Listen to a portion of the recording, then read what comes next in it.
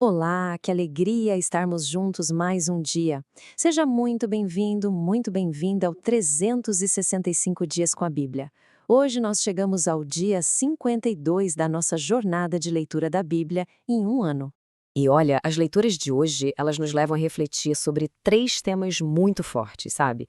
A gente vai falar sobre a fidelidade que a gente vê no serviço a Deus, sobre como a verdade se mantém firme mesmo no meio do erro e da perseguição, e vamos ver também os passos decisivos que nos levam direto para o coração da paixão de Jesus.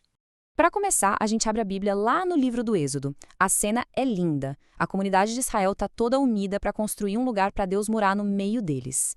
Mas isso aqui não é só uma lista de materiais de construção, não.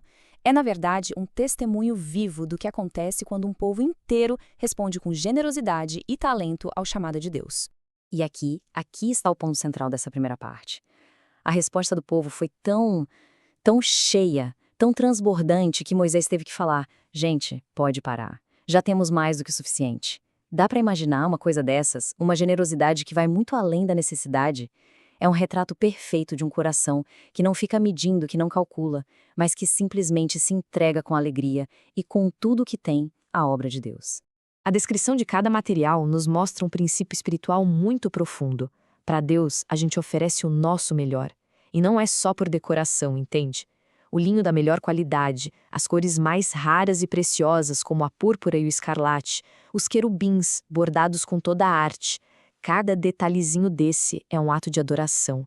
É um jeito de expressar a santidade daquele lugar através da excelência do trabalho humano. A própria estrutura do tabernáculo é como se ela contasse uma história. A madeira de acácia, que é uma madeira forte, mas simples, do deserto, é toda coberta com a preciosidade do ouro e sustentada pela firmeza da prata. Isso é um reflexo da aliança de Deus, não é? A presença dele, divina e tão valiosa, decide morar no meio da nossa fragilidade humana. Cada peça foi feita com uma precisão que simbolizava a estabilidade e a beleza da promessa de Deus de estar sempre com o seu povo. E bem no coração do santuário estava o objeto mais sagrado de todos, a Arca da Aliança. Ela era o símbolo da presença do próprio Deus. Sua construção, com a madeira de acácia revestida de ouro puro por dentro e por fora, significava essa perfeição divina contida numa forma terrena.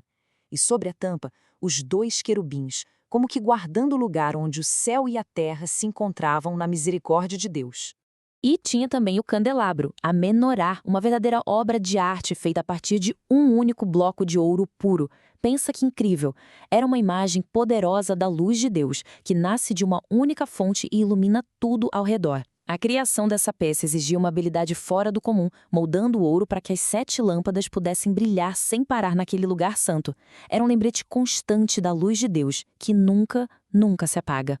Bom, a gente sai dessa fidelidade expressa na construção, nesse serviço cheio de arte e beleza, e a nossa leitura agora nos leva para a fidelidade que é buscada na oração.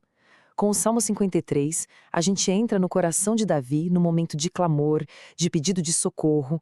Aqui a gente vai ver como a fé se sustenta quando a gente se vê de frente com aqueles que parecem ter virado as costas para Deus. O salmista aqui vai na raiz do problema.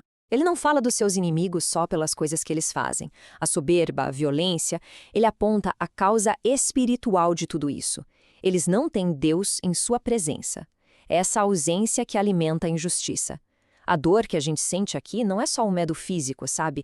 É a angústia de ver o mal agindo livremente, como se não houvesse um Deus a quem prestar contas. E então, bem no meio dessa escuridão, acontece uma virada de fé. Mas eis que Deus vem em meu auxílio. Essa frase muda tudo. É o centro de toda a oração, é a certeza de que, mesmo quando os inimigos parecem estar vencendo, a verdade final, a que importa, é que o nosso sustento, a nossa salvação vem do Senhor. É aquela confiança que fica de pé quando todo o resto parece estar desmoronando. Essa confiança do salmista na ajuda de Deus, pois é, ela vai encontrar seu teste mais profundo e mais dramático no Novo Testamento. A nossa jornada nos leva agora para os momentos logo depois da prisão de Jesus.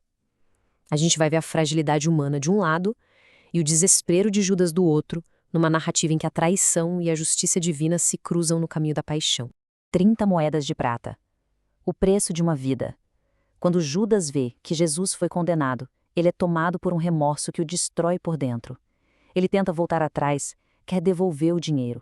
Ele confessa: pequei, entregando o sangue de um justo. Mas para os sacerdotes, aquilo não significava nada. Para eles, era tarde demais.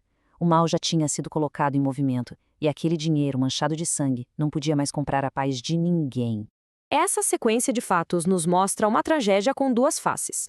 De um lado, a gente tem o remorso de Judas, um remorso que não consegue encontrar o caminho da misericórdia e que acaba mergulhando no desespero final. E do outro lado, a gente vê a hipocrisia chocante dos sacerdotes. Eles são super cuidadosos para seguir a letra da lei, não colocando o preço de sangue no tesouro do templo, mas, com uma ironia terrível, eles usam esse mesmo dinheiro para, sem saber, cumprir as escrituras, comprando o campo de sangue. Essa queda de Judas, a condenação de Jesus, tudo isso nos coloca diante do mistério do pecado e da redenção. Para a gente conseguir entender o plano maior de Deus, vamos agora buscar sabedoria da Igreja, lá nos parágrafos 410 a 412 do Catecismo. Eles nos mostram como Deus consegue tecer a salvação, mesmo através da nossa fragilidade. O Catecismo nos lembra de uma coisa essencial. Mesmo depois da primeira queda, lá com Adão e Eva, Deus não abandonou a humanidade. Muito pelo contrário. Lá mesmo no livro do Gênesis, ele faz uma promessa misteriosa, que a tradição da Igreja chama de proto-evangelho. É como se fosse o primeiro evangelho, a primeira boa notícia. É o anúncio inicial de que um redentor viria, de que haveria uma batalha espiritual e de que no final a vitória seria do descendente de uma mulher. A nossa fé enxerga aqui um paralelo que transforma tudo. Pensa assim, a desobediência de Adão abriu a porta para o pecado entrar no mundo. Em contraste total, a obediência perfeita de Cristo, o novo Adão, uma obediência que foi até a morte na cruz, não só conserta o erro, ela repara de um jeito superabundante, derramando uma graça muito, mas muito maior do que aquela que a gente tinha perdido. E toda essa reflexão nos leva a essa frase, que é um paradoxo, mas é belíssima, lá da liturgia da Páscoa. Ó feliz culpa. Peraí. Como assim uma culpa pode ser feliz? É porque foi justamente essa nossa fragilidade, essa nossa queda, que se tornou a ocasião para que o amor infinito de Deus se manifestasse de uma forma que a gente nunca poderia imaginar. O nosso pecado não teve a palavra final. Pelo contrário, ele abriu espaço para que a glória de um Redentor tão grande pudesse brilhar de um jeito incomparável. Então, na nossa jornada de hoje, nós caminhamos por Êxodo capítulos 36 e 37, pelo Salmo 53, pelo Evangelho de Mateus capítulo 27, versículos 1 a 10, e pelos parágrafos 410 a 412 do Catecismo de Igreja Católica. As leituras de hoje nos deixam com essa reflexão para levar no coração.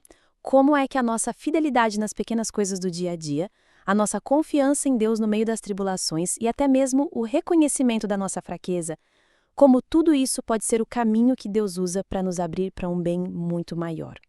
Um bem que talvez a gente nunca conseguiria alcançar por conta própria. Que essa pergunta nos acompanhe. Se esta reflexão te ajudou, inscreva-se no canal para continuar com a gente. Nós nos vemos amanhã, no próximo dia da nossa jornada.